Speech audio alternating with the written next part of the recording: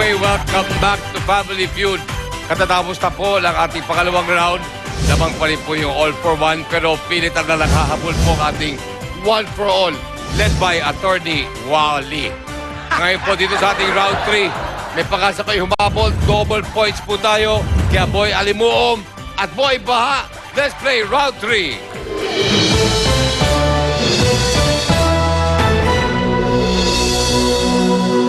Nag-survey kami ng 100 Pinoy, top 4 answers ang nasa board. Double points tayo ngayon.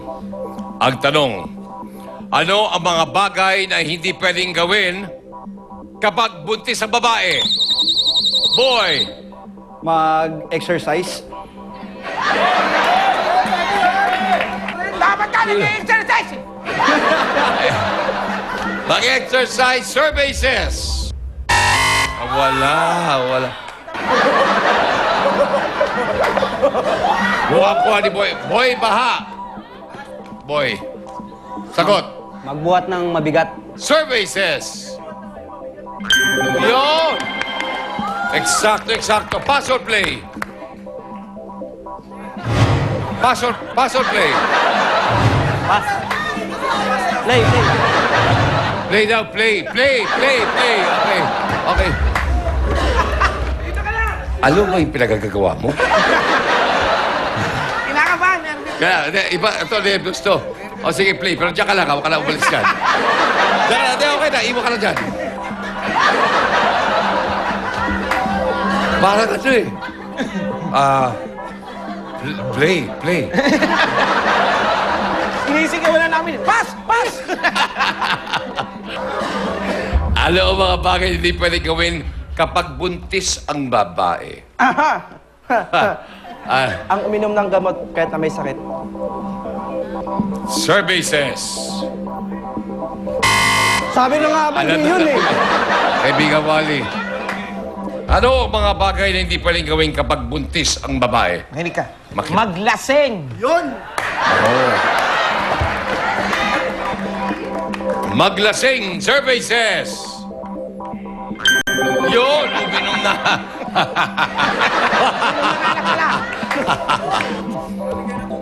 Hedong. Magyosi. O yun, tama yan. Uminom.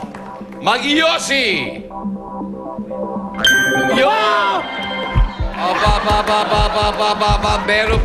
Meron pa yan. Boy, tatlo na isasagot nyo. Bigyan mo ko ng isang pagtamang sagot. Bukod sa napanalunan nyo yung round, dadagdagan pa namin kayo ng 10,000 pesos. Siyempre may alak, may OCD.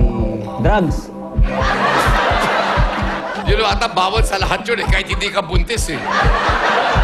Pero subukan natin, drugs daw, ang sabi po ni Boy Baha. Drugs! Survey says.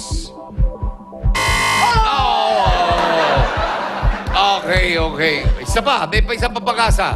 Puyat. Bawal magpuyat. Alamin natin, ha? Bawal magpuyat. No! All for one. Ito, pag-asa nyo, makapag-steal. Boy Foundation. I think, Maglaba. maglaba. Dahil buntis eh. Boy, Tumakbo. tumakbo. Pwede. Boy, bole. Puyat. It's puyat. Puyat. Okay, Paolo. Bawal magtakong. Okay, alamin po natin, bawal magtakong. Survey says. No!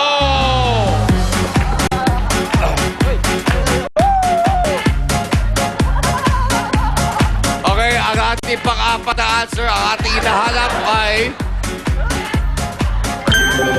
bawal tumalon. Okay, pagkatapos ko ng tatlong round, ito po, 1 pro na lamang, 165 to 70, pero wala pa rin pong nakaka 300 points. So kaya tuloy-tuloy pa rin tayo, Boy Habog, Boy Foundation, let's play round 4.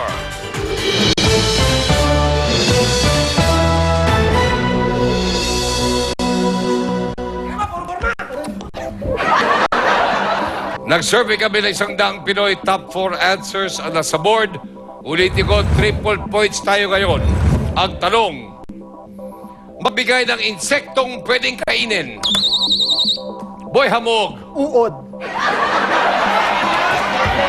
Uod. Survey says. Uod.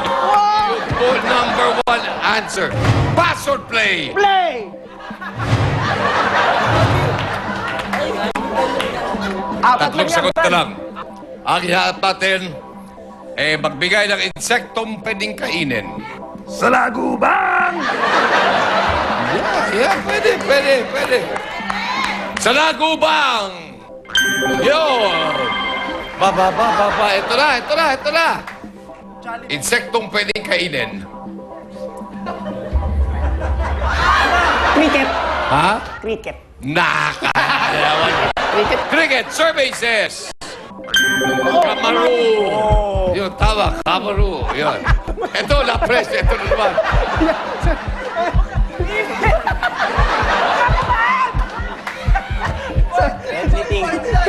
Triple score. Kapag nasagot mo ng tama, kayo na. Kayo na kasama ko sa 150,000 peso jackpot round, boy. Langgam. Langgam. Survey says.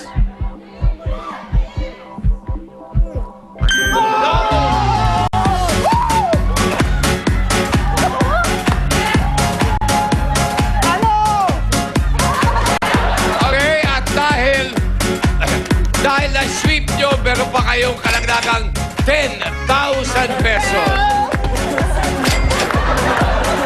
Okay. Maraming salamat sa ating All for One family.